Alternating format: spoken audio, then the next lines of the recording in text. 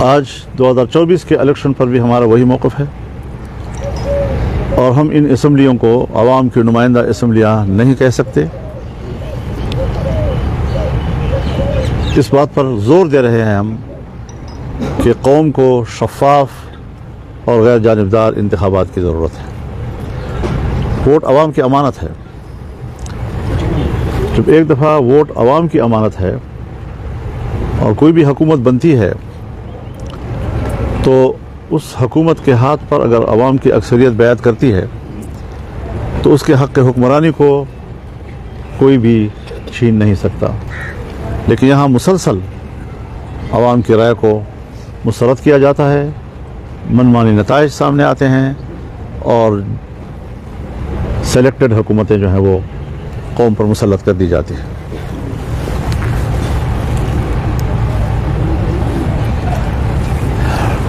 जमीयत उलमाए इस्लाम ने यह फ़ैसला भी किया है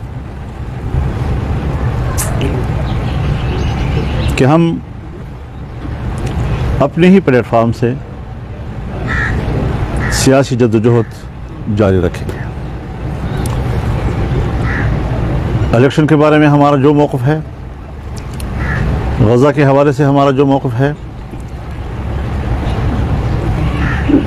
सूबों के हुकूक़ के हवाले से जो हमारा मौक़िफ़ है, और अगर सूबों का हक़ छीना जाता है तो हम सूबों के साथ खड़े होंगे। जमीयत उलमाए इस्लाम अपने प्लेटफार्म से इस हवाले से मैदान में रहेगी। अलबत्ता आए रोज़ के मामलात में कुछ मुश्तरक उमूर सामने आते हैं। उस हवाले से मजहबी जमातों से मिलकर इश्तराक अमल की ज़रूरत हो या पार्लिमानी अपोजिशन जमातों के साथ इश्तराक अमल की ज़रूरत हो, तो उसके लिए हिकमत अमली स्ट्रेटजी वो जमीयत उलमा की शूरा और आमला करेगी। क्योंकि ये मुल्क हमारा है, सबका है, बहुत सी चीज़ें हमारे दरमियान मुश्तरक होती हैं, तो यकीनन हमारे यहाँ और हर जगह इत्तेहाद सिर्फ हुकूमती बेंचों का होता है। जो हुकूमत में नहीं बैठती वो अपोजिशन में बैठ जाती है। अपोजिशन में कोई बाज़ाब्ता इत्तेहाद का तस्वर नहीं होता, और जो हुकूमत में नहीं जाती वो अपोजिशन में बैठ जाती है। तो इस हवाले से अपोजिशन का कोई अभी तक बाज़ाब्ता कोई मुअस्सर इत्तेहाद तो मौजूद नहीं है, लेकिन हम बाहमी राब्ते को बरकरार रखेंगे ताकि कहीं पर भी अगर कोई फौरी तौर पर किसी इश्तराक अमल की ज़रूरत पड़े और किसी जॉइंट एक्शन की ज़रूरत पड़े तो उसके लिए रास्ते खुले हैं, फ़ज़ा हमवार हैं और करेंगे इंशाअल्लाह। लेकिन बाकायदा एक अपोजिशन का कोई बड़ा इत्तेहाद कायम करना, उस पर हमारी जनरल कौंसिल ने, हमने उनके सामने सारी बात रखी, लेकिन कौंसिल इस पर अभी आमादा नहीं है और उस पर काम की ज़रूरत होगी। एकदम से एक जस्त में शायद हम ये मकसद हासिल न कर सकें।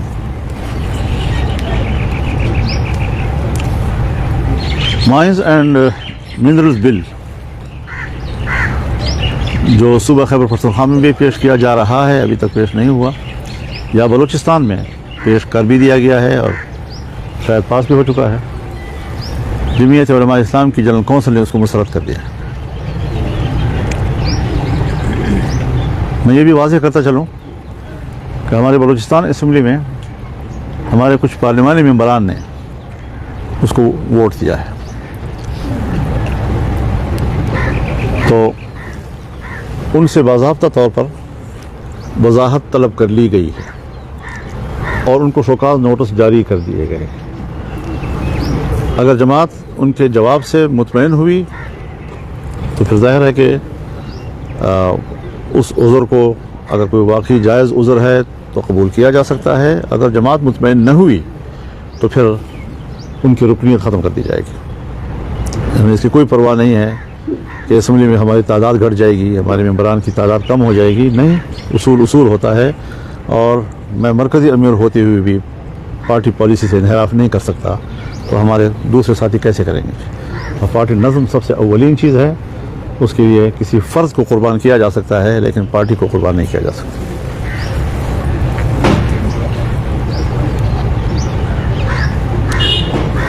इस हवाले से भी जो फिर आइंदा मुस्तक़बिल में फ़ैसले होंगे तो हिकमत अमली हमारी मरकज़ी आमिला या शूरा ही तय करेगी।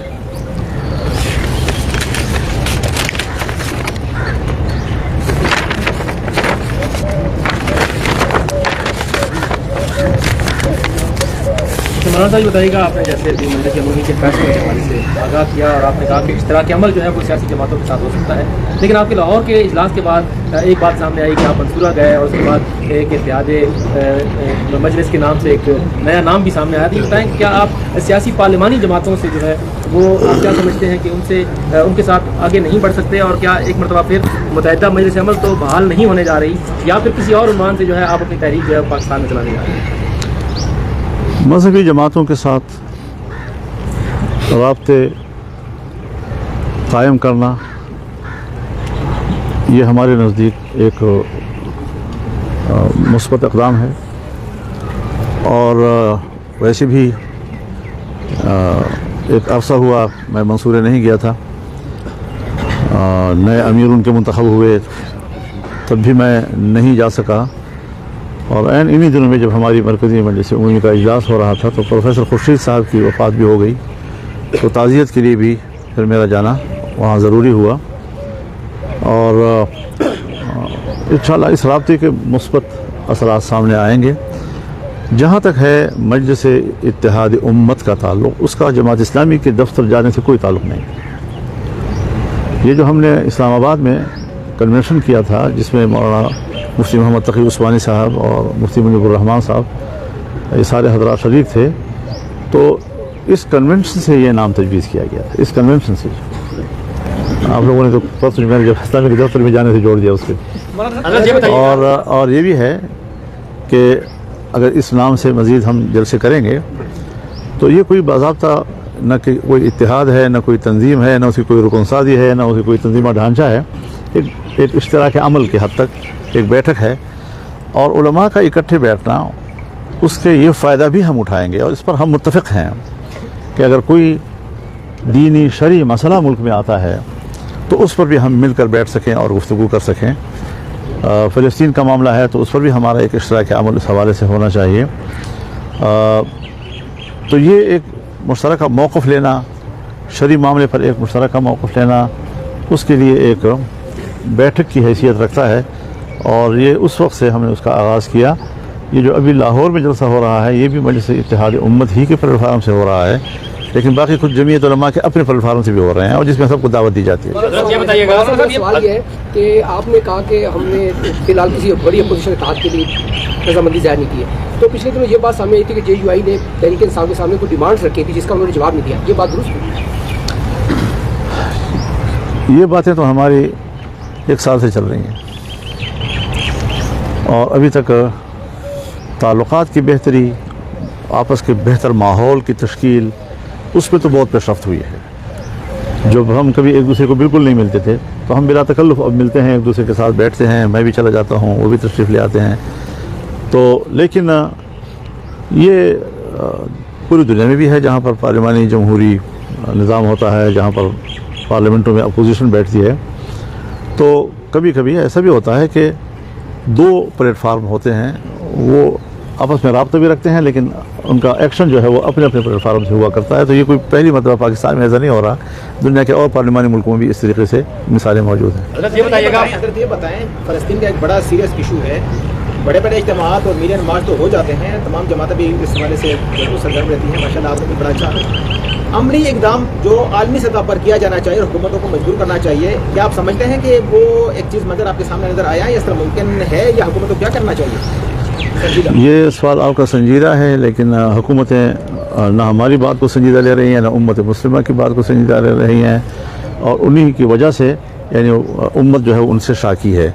लेकिन उम्मत के अपने हौसले बुलंद है, वो एक प्लेटफार्म है। और सिर्फ ये नहीं कि सिर्फ उम्मत मुस्लिमा की बात करता हूँ, इस जंग के ख़िलाफ़, अमरीकी पॉलिसियों के ख़िलाफ़ अमरीकी अवाम भी निकले हैं, बरतानिया में अवाम निकले हैं, यूरोप के ममालिक में अवाम निकले हैं, ख़ुद इसराइल के अंदर मुजाहरे हुए हैं, हो रहे हैं। तो ऐसा नहीं है कि आम इंसानी माशरा, चाहे वो मुस्लिम हो नॉन मुस्लिम हो, वो जंग के ख़िलाफ़ भरपूर राय दे रहा है। उस पर भरपूर किस्म की एक शऊर बेदार हुआ है पूरी दुनिया में। और इस्लामी दुनिया सबकी नज़र इस हवाले से पाकिस्तान की तरफ होती है, क्योंकि पाकिस्तान वाहिद मुल्क है जिसके अंदर एक माहौल मौजूद है कि जहाँ से अवामी आवाज़ उठ सकती है और वो फिर सारी दुनिया के मुसलमानों की आवाज़ बन जाती है। साहब ये फरमाइएगा कि माजी में आप तो पाकिस्तान की जो अबतर सूरत हाल जिसका आपने जिक्र भी किया है, ज़मीन गर्म करने की बात करते रहे हैं, और एक तरफ से ये बात हो रही है कि ये जो मौजूदा हुकूमत है इनके हाथ में कुछ नहीं है, तो बात इस्टेब्लिशमेंट से करनी चाहिए। आपका क्या नुक्ता नज़र है कि क्या इस्टेब्लिशमेंट को ऑन बोर्ड लेना चाहिए? आप इस्टेब्लिशमेंट के साथ बात करने के हक में हैं पाकिस्तान के हालात की बेहतरी के लिए, या इलेक्शन जो आप कह रहे हैं होने चाहिए दोबारा, क्या इस्टेब्लिशमेंट के बगैर भी कोई इलेक्शन करा सकता है? एक है उसूल की बात और एक है जो मारूजी तौर पर सूरत हाल दरपेश होती है। उसूल तो यही है कि इलेक्शन आज़ाद, शफाफ और इलेक्शन कमीशन के इंतज़ाम के तहत होने चाहिए। लेकिन शिकायत यह है कि एस्टेब्लिशमेंट क्यों मुदाखलत करती है, वो क्यों नताइज तब्दील करती है, वो इंतखाबी अमले की तब्दीलियाँ अपनी मर्ज़ी से क्यों करती है, इलेक्शन कमीशन को वो लिस्ट क्यों मुहैया करती है कि इन मुलाजिमीन को फ़लाँ जगह रखो, फ़लाँ को फ़लाँ जगह रखो, फ़लाँ को फ़लाँ जगह रखो। तो ये एतराज़ात उसूली तौर पर हमारे हैं, इसको हमने ही ज़्यादा हाईलाइट किया है, उन्हें उजागर किया है। और मैं ये समझता हूँ कि फ़ौज या जो हमारी इस्टेब्लिशमेंट है वो रियासत के तहफ़्फ़ुज़ के लिए है, वो रियासत के मफादात करे। अब रियासत से वफ़ादारी, रियासत के साथ कमिटमेंट में वो उनको हक नहीं है कि वो पिक एंड चूज़ करें। सबसे पहले मैं दावेदार हूँ इस बात का कि मैं स्टेट का हामी हूँ, मैं स्टेट के साथ खड़ा हूँ, मैं आइन के साथ खड़ा हूँ, मैं पार्लियामेंट के साथ खड़ा हूँ।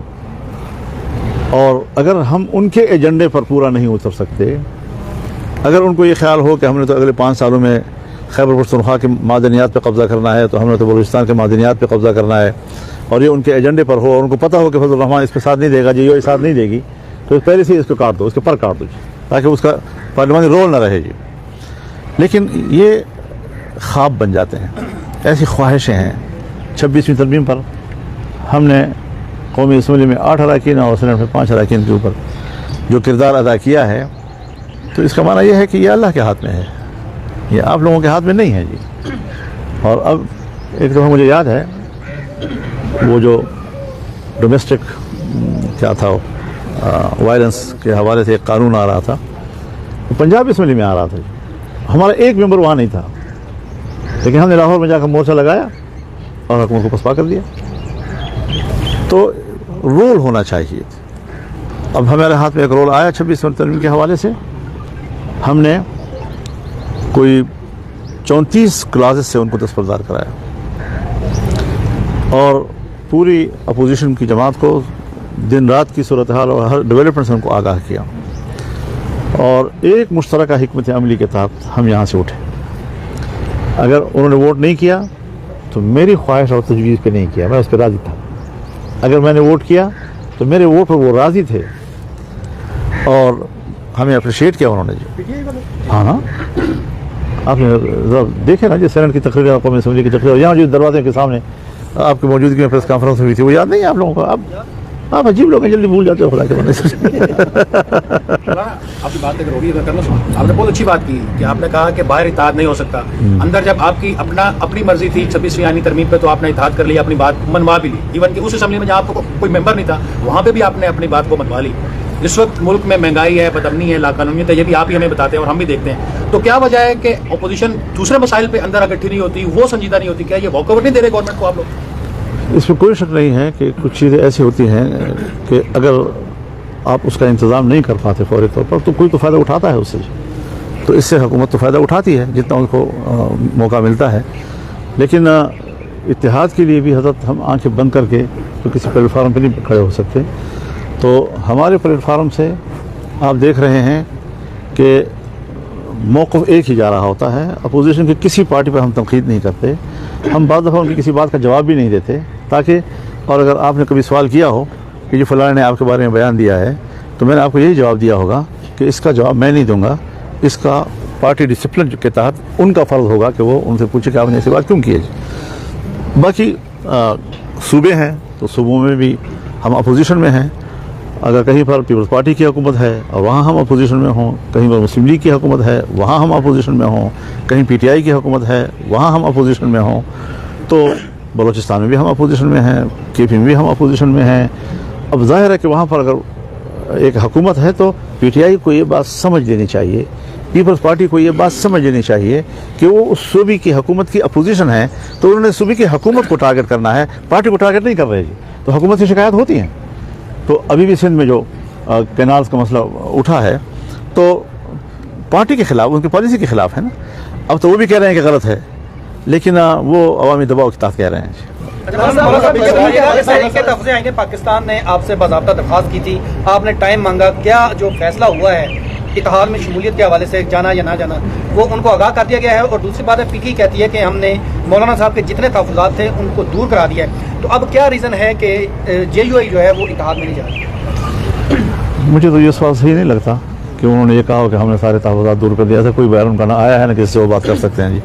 तो जब दूर हो जाएंगे फिर खैर हो जाएगी। फलस्तीन के हवाले से आपका जाहिर बात है माजी में मौक़िफ़ रहा है। कुछ दिन कबल भी एक सेमिनार हुआ कांग्रेस में, जिहाद के हवाले से बात की गई कि वहाँ पर अब फ़र्ज़ है। तो मौलाना साहब कब ऐलान करेंगे वहाँ जिहाद की, और क्या ये ऐलान इस तरह हम माजी में अफगान जिहाद की जो खमियाजा हम भुगत रहे हैं क्या इस तरह तो नहीं होगा?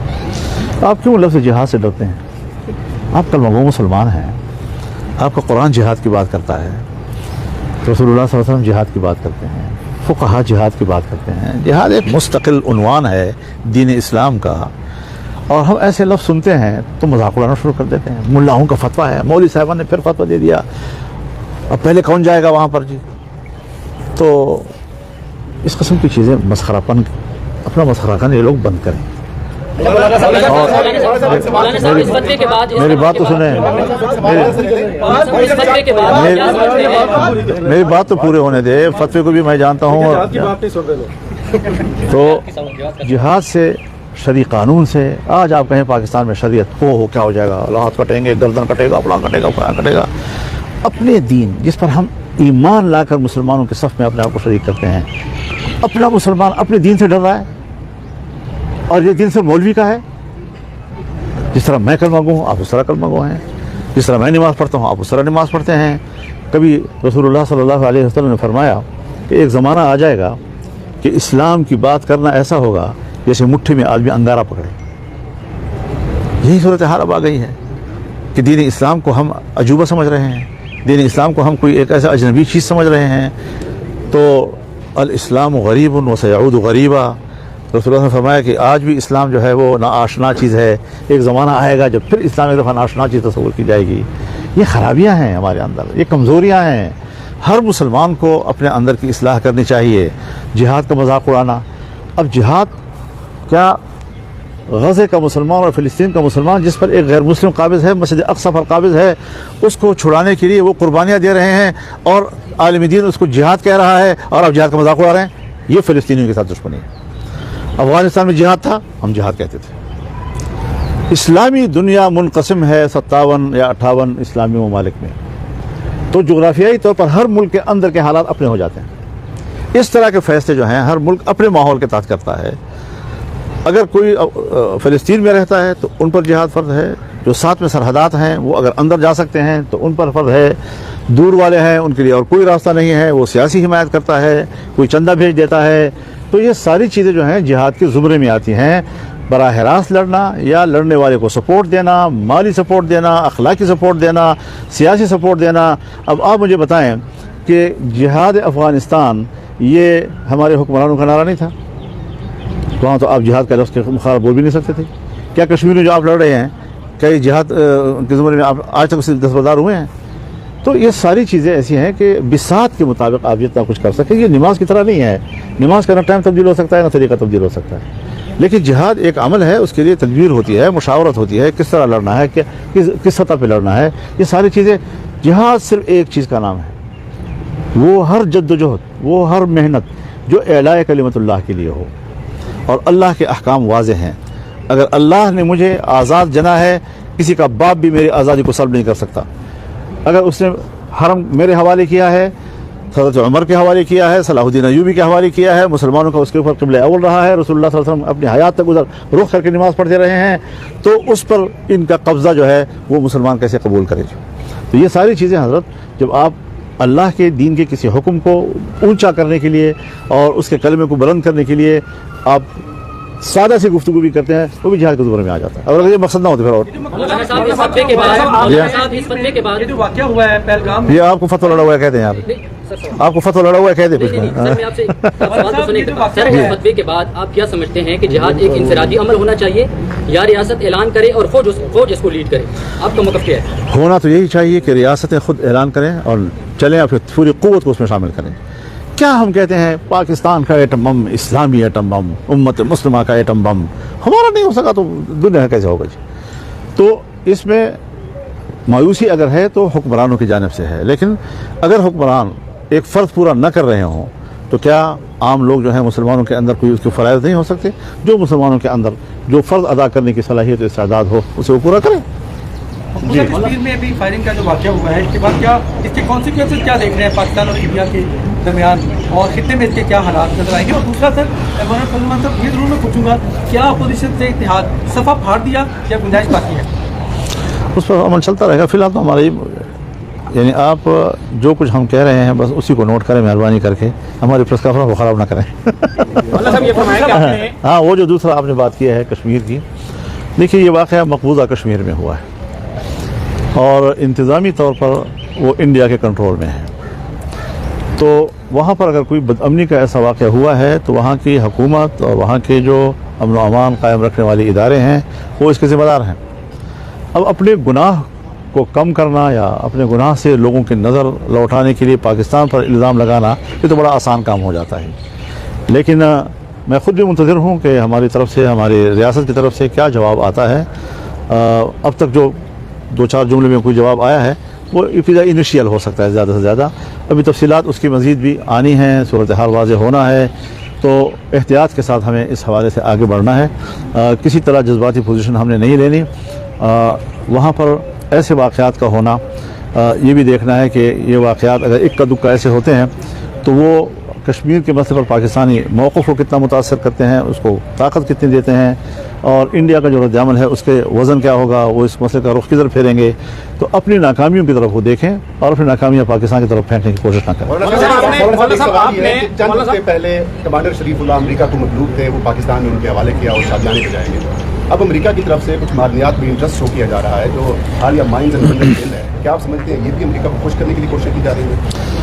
इस हवाले से मैं पार्लियामेंट में बड़ी तफसील से गुफ्तगू कर चुका हूँ कि किस तरह आलमी क़ुव्वतें वो हमारे फाटा और अफगानिस्तान के पहाड़ों में दिलचस्पी ले रहे हैं और क्यों ले रहे हैं।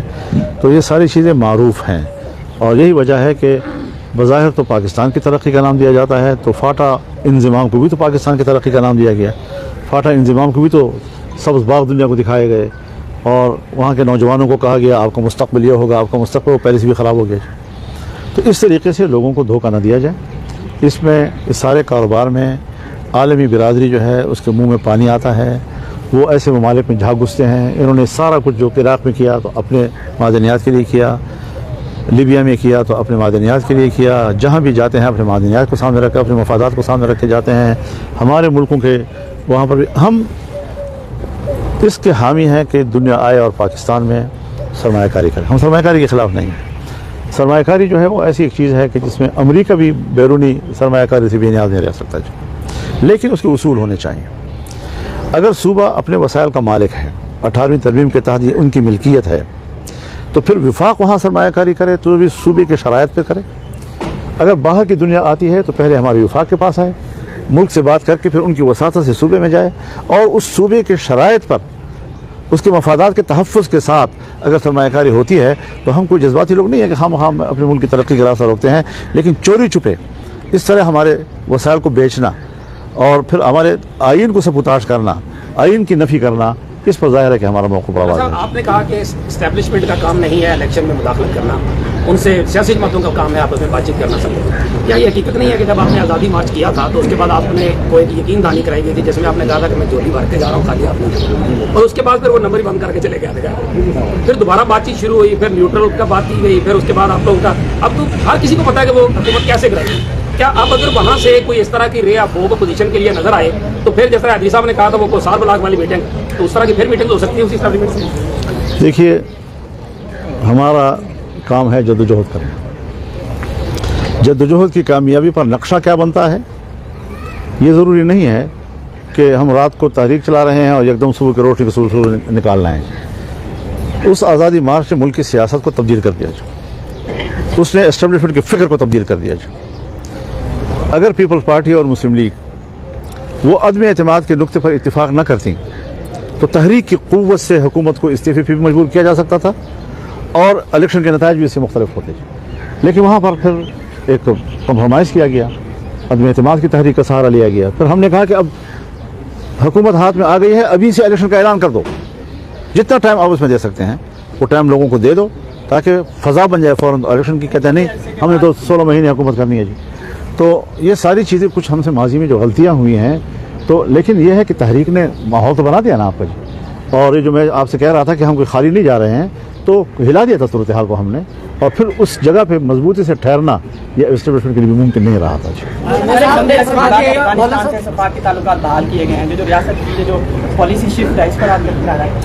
हमें तो हर वक्त उनके साथ सफारती ताल्लुकात रखने चाहिए, टूटे क्यों हैं ये सवाल है। और जब वहाँ पर अमरीकी कठपुतली हुकूमत थी, उनके साथ तो हमारे सफारती ताल्लुकात थे, और जो 20 साल कुर्बानियाँ देकर कुर्बानियों के नतीजे में फ़तह हासिल की उन्होंने, और वहाँ पर उन्होंने एक मजबूत हुकूमत बना ली है। अब अगर वो सफारत की बात करते हैं तो कहते हैं पता नहीं दुनिया इसको ब्लैक लिस्ट है। और ब्लैक लिस्ट होने के बावजूद भी लोग उनसे मुलाकात करते हैं। रूस जो है वो अपनी जगह तलाश कर रहा है, चाइना अपनी जगह तलाश कर रहा है, यूरोप के ममालिक जगह तलाश कर रहे हैं, अभी अमेरिकन भी उनके साथ तकरीबन खुद ब खुद बराह रास्त बातचीत में आ गए हैं। तो इन चीज़ों को हमें बर वक्त जो है अगर हक़ाइक़ को तस्लीम करें तो बेहतर होता है, नहीं कि एक वक्त आए कि आप बिलाखिर तस्लीम करेंगे तो हालात उनके लिए बेहतर होते जा रहे हैं। हम एक बात की कोशिश करें और हमारा एक हदफ होना चाहिए कि हम अफ़गानिस्तान के बच्चे बच्चे को उनके दिल में पाकिस्तान की मोहब्बत डाल दें, उन्हें प्रो पाकिस्तानी बनाएं। ये हमारी ज़रूरत है।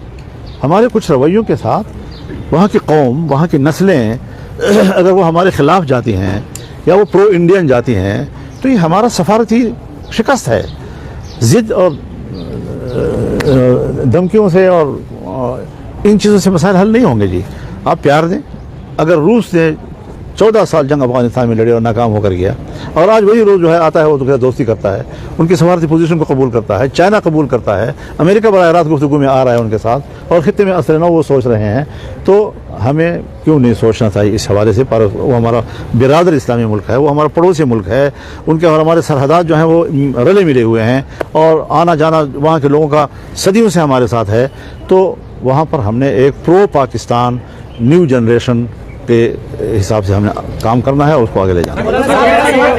आप आर्मी चीफ की स्टेटमेंट का खैर मकदम करते हैं जो उन्होंने ओवरसीज कन्वेंशन में बाकायदा अफगानिस्तान की क़यादत को पैगाम दिया था कि उनके खिलाफ हमारी कार्रवाई में साथ दें और हम दोनों मिल के बरादर इस्लामी मुल्क के आगे बढ़ते हैं। ये भी फरमाइएगा जो इसहाक डार साहब गए हैं देश से ही सही गए तो है अफगानिस्तान, इसके कोई पॉजिटिव नताइज आप समझते हैं निकलेंगे? अगर पॉजिटिव नताइज आते हैं मैं खैर मकदम करूँगा, लेकिन अभी तक कोई चीज़ सामने आई नहीं है क्योंकि एक तरफा प्रेस कॉन्फ्रेंस की उन्होंने, मुश्तरका प्रेस कॉन्फ्रेंस नहीं कीजिए।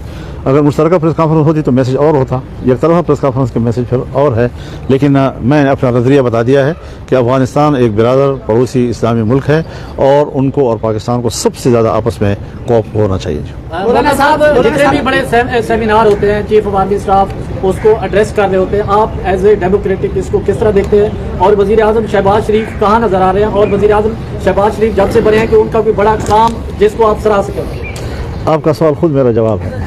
मौलाना साहब मेरा सवाल ले लीजिए। मेरा सवाल ये, मौलाना साहब बहुत शुक्रिया जी। हाँ, के अंदर तब्दीलियां आ रही है। सफारती सतह पे नरेंद्र मोदी को सऊदी अरब के अंदर एक अच्छा प्रोटोकॉल दिया गया, उनके त्यारे को सार में लेके पहुंचाया गया, तो कैसे देखते हैं? क्योंकि हमारे बिल्कुल पड़ोस में और हम ये समझते हैं कि सऊदी अरब के साथ देखिए, सऊदी अरब एक मुल्क है, हमारा दोस्त मुल्क है, लेकिन खित्ता है, हिंदुस्तान एक बड़ा मुल्क है, उसके अपने वसाइल हैं, तो कोई मुल्क जो है वो अपने मफादात जो है उसको नज़रअंदाज नहीं कर सकता। अगर उसके इंडिया से मफादात हैं तो वो करेगा, अगर कोई चाइना से मफादात हैं तो वो करेगा, पाकिस्तान से मफादात हैं तो करेगा। तो इसके लिए हमें बैठ कर सोचना चाहिए कि दुनिया के ममालिक पाकिस्तान से ज़्यादा अपने मफादात को वाबस्ता करें, नहीं है कि हमारे मुखालिफ लोगों से तो फिर ज़ाहिर है कि कुछ अपने लिए तो कुछ करना पड़ेगा। फिर आप देखें अरब मुल्कों में इंडिया जो है उसकी अफरादी क़ुव्वत हमसे ज़्यादा है, जो लोग वहाँ पर पैसा कमाते हैं, वहाँ पर इन्वेस्टमेंट करते हैं, ये सारी चीज़ें मौजूद हैं उनकी भी। तो पाकिस्तान को अपने हवाले से बेहतर अंदाज से सोचना चाहिए और सिर्फ एक जो हमारी फ़ौजी अप्रोच या फ़ौजी सोच है ये काफ़ी नहीं है। जब तक कि उसके अंदर पॉलिटिकल अप्रोच नहीं होगी और इकनॉमिक अप्रोच हमारी अपनी नहीं होगी, तो सबकी मुशावरत और सबकी सोच के तरजीहात के साथ हमें पॉलिसी बनानी होगी।